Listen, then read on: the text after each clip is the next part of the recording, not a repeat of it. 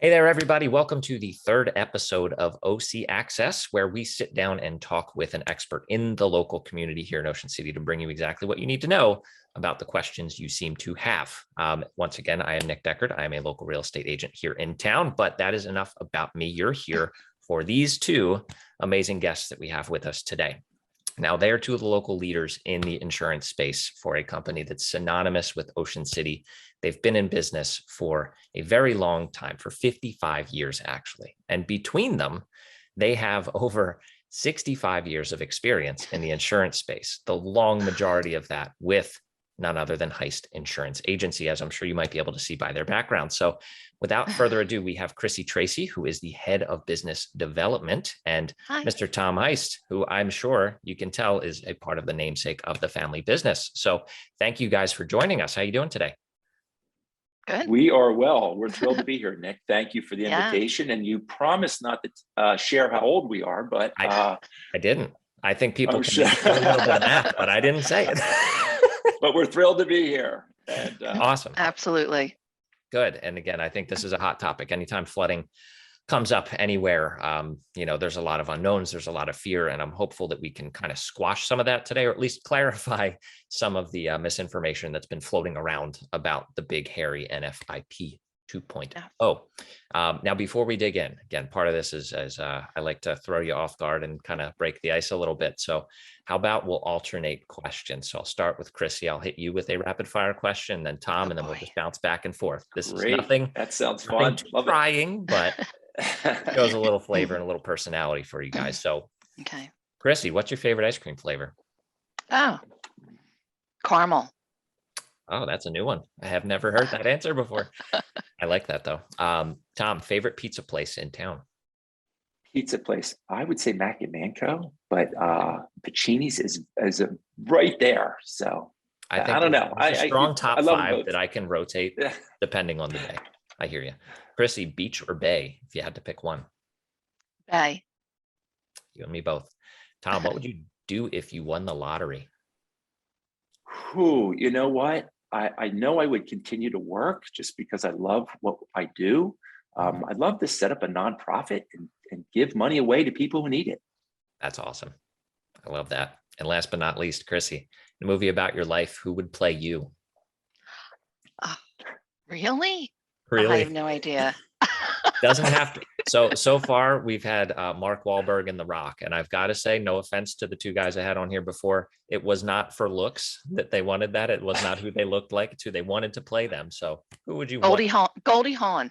There we go. All right. We've got quite a list going on now with that answer. I like it. So awesome. Now, whoever wants to dive in and tackle this one, kind of tell us your story. How did you get to where you are in, the insurance space, doing what you do here in town? I've been in the business 35 years, joined a family business. I was fortunate to do that. The rule was I had to go to New York City first. So kind of had that big city experience in New York.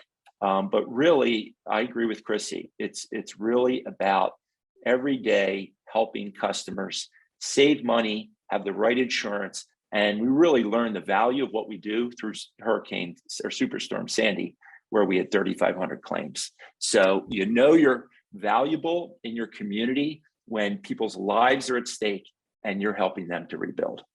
Now, let's dive straight into it. So what the heck is NFIP 2.0? In a nutshell, if you had to dumb it down for somebody who has never dealt with flood insurance, who will see a policy for the first time if they're buying, what's this all about?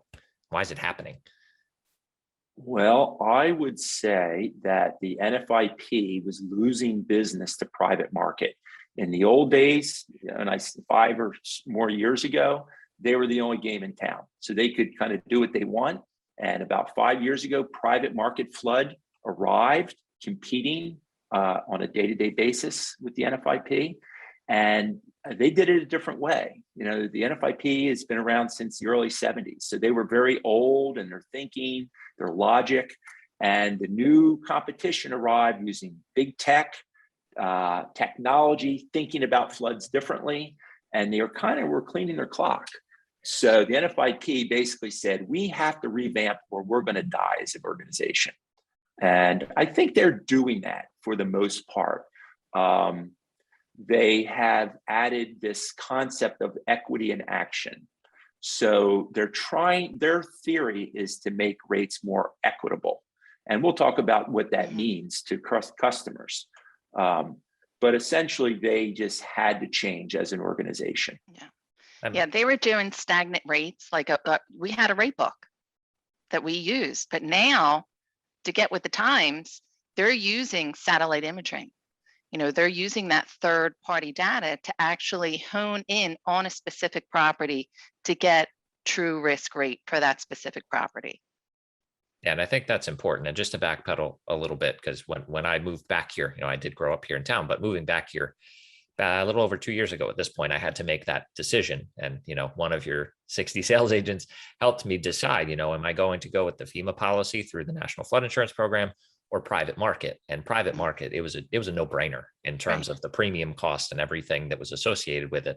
And it was unique how drilled down they were, the questions they asked about, was your home damaged in Sandy and things of that nature, so that they could really dial in what is the true risk of that property. So as usual with, I'll say, government-backed things, there's they are the way they are for a reason, right? There's the stereotype that everything is slow, it's behind the times, but this is a big part of them trying to catch up, as you said, which is important. So I guess I know I've heard a couple of concerns, right? That there's going to be a 25% increase for policy owners, both new and existing, a yearly 10%. I've heard so many different things. And I don't know where people are getting this information from. And I know this is evolving, right? This is new, but you guys being in the weeds with this, I'm sure you've had to really dig in and understand it. So, what are some of the fears that you've heard that simply aren't true, or what do you think people should really know about what's coming or what's here? Well, I think go ahead, Chrissy. So the rate increase, like you said, it's going to skyrocket, and from what we've seen just in this first month, it hasn't. And the renewals are going to be capped at 18% increase if they are taking an increase. So there's nothing about 24% right now. Right now it's 18% cap. And the rates that we're quoting, if we're using a current flood policy from the seller and using that glide path for the new buyer, the rates are really surprisingly good. Okay. So just to reiterate that before, Tom, you jump in.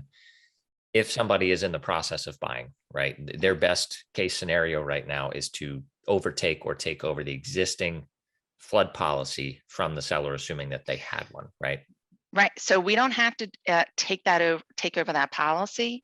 Now we can input that policy number and company name into the new client's policy, and it'll assume that 10 years of policy information into the rate. That's awesome. So we can write a brand new policy now. We don't have to assume the seller's policy, which is wonderful. That's huge. Yeah. And they get the benefit of if it's an older property and they have what's called a subsidized rate, they don't lose that subsidy. Right. They get the benefit of building that home in compliance with either the map at the time, or back prior to 75, there were no maps. So homes were built on the ground.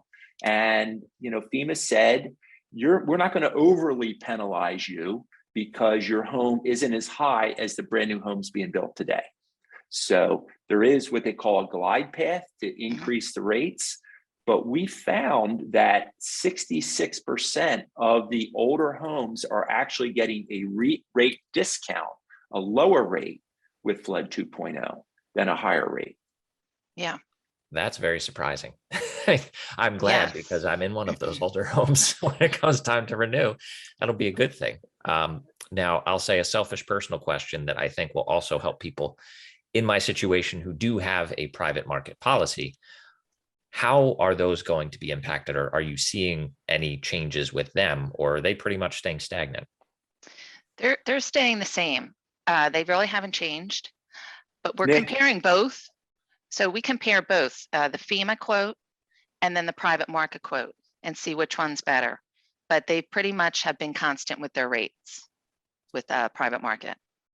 We actually do 3 comparisons. We use the old rate, the old FEMA rate. If it's a home that's being resold with an existing flood policy, we're looking at the old rate we're looking at flood 2.0, and then we're going to private market. So we actually have 3 options today for every customer. And that's important that you brought that up too, because obviously, when we have folks on our show here, I like to get a deeper understanding of and show how valuable it is that people work with a true expert. So, the fact that you compare 3 different, and it's not just, a plug and play. We take the information you fill out on our application and we just run it through and, push the paper and boom, you have a policy. That's huge that you guys do that. So out of curiosity, how often do you see people who have worked either, tried to do it themselves on a marketplace situation and then come to you where you're able to actually help them find a better policy, save money? How often do you think you see that? Well, I think today everyone goes to the internet first. They want to learn about it. They do their own research. They might plug in numbers and try to get a quote. But at the end of the day, they do not have the markets that we have. We have virtually every private market company available, and as private market enter the market and they're making money, more companies come into the marketplace, and there's nothing like competition to keep rates down. Right. So someone can go out and get a rate, and they might go, "Oh, that's less than my old FEMA rate," but it might not be the best private market rate. So because of the volume of business that we do, every private market company wants to do business with us. And we have these carriers and we shop it. And we don't just shop it the first year. I think really what makes us unique is, one, we have more markets than everyone else. But secondly, we reshop it annually. We plug that information back in to make sure that our customers are getting the best private market quote or the best FEMA quote on an annual basis. So I don't think anyone takes the time to keep reshopping annually because, you write a customer, you move on to the next customer. We do not believe in that. That's definitely a differentiator. And I can see, again, the Heist name is what it is in this community for a reason. And I know, you hit me right in the heart there, because I am an online shopper person. I like to do my own research, and I end up sometimes hitting that set it and forget it kind of situation, and like you said, I would be losing out on who knows how much if I was trying to handle this myself. Now, I'm going to ask a semi-rhetorical question. How much do you guys charge your clients for all this great service that you provide? Got to be a hefty fee, right? I will tell you the answer is 0. We do not charge a fee. We are paid a commission by the National Flood Program. So they pay us a commission. We do not ever charge anything additional. Some companies do that. We do not do that. So our fee is a statutory payment made by the federal government to us, and we never add a dime more than that. That's what I assumed and kind of knew, but anytime there's a commission-based field, I don't want to call it a distrust, right? There's some assumption that you're going to have to pay somehow, or you're paying extra because there's somebody else involved in the transaction. It's a great question. And the internet provider that you go on and get a quote from, they may be adding a fee, but we are not. And the federal government has statutory, we'll call commission, to the people that assist clients. And what's interesting is, the federal government is not a great payer. They're not paying exorbitant commissions. So we found that a lot of insurance people in Philadelphia and outside of our community do not want to get involved in writing flood insurance because they can't make money doing it. They're not paid enough to do it.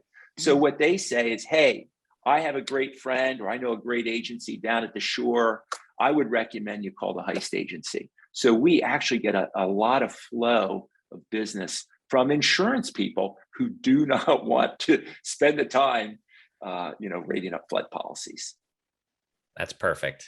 So before we wrap up, anything else that we didn't touch on that you either thought we would, or that you want to throw in that people should know? That I don't think right now anybody should be afraid of flood, because we do have the markets out there. And it's, the coastal area, it's a great place to live, and the communities are doing things now to prevent flooding, to help with their community rating discount points. So I think between the federal governments, the private markets, the communities, they're all working to get us right on track with flood insurance. I really do. Chrissy, that's a great finish. And I couldn't have said it better, that there are a lot of people that are working to mitigate the damage caused by flood in communities, into the roadways, into the homes, the zoning. Communities have now banded together, and that we never saw that before Sandy. They're banding together to work with FEMA to maximize the discounts that communities can get through their what's called the CRS program, community rating system. And we're seeing communities every year working hard to get higher discounts. Even though rates have climbed a little bit over the years, communities are getting higher discounts. And when you just add in private market flood insurance to the mix, we have more options today than we've ever had in the last 35 years for our customers. Yeah, so that's true. That's perfect. Well, outside of Ocean City, you guys are also in Marmora and Margate as well, right? So this isn't as much as, you are associated with Ocean City, you do handle markets outside of that, right? Oh, yes. Yes, we do. Okay. And we're actually in Vineland too. I didn't mention Vineland. So okay. So pretty anyway, much, if anybody whoever's listening, even if you're not based in Ocean City, if you have a question or if you would like to learn more about any of this, make sure you reach out to them. And how can folks find you? Do you have website, phone number they should call, any social media type stuff that they can follow you on? Yes, we do have. So we'll link this podcast to our Facebook page and our social media pages as well. Awesome. So all information will be available. Perfect. Heistinsurance.com. Heistinsurance.com. Yeah, that's probably the best way to find us, heistinsurance.com. Okay, right on. And I will include that and a link to your Facebook page and all that. I'll put that down in the description of this video because this one will be on YouTube primarily, so it will be there. But hey, I appreciate you guys coming on. I was really glad that we were able to find the time to do this because, as this NFIP 2.0 Risk Rating 2.0 came closer, the amount of questions I was seeing and getting and the fear that was out there was really, it was not great to see. So I hope that, the audience listening is really going to find this helpful. And obviously, if they have more questions, I'm sure they will be reaching out to you guys directly to get them answered. Yeah. Well, we're thrilled. You're being proactive and you're getting the word out. And we're not afraid of Flood 2.0. I had a number of real estate people call and say, what should we do? Should we call the governor? And I said, I really don't see it as a problem. So let's just keep selling real estate and keep our community strong and safe. And we appreciate you helping to get the message out. Not a problem. You guys have a great weekend, and I will see you around town for sure. Thanks, Nick. See you around town. Okay. No problem. Bye-bye.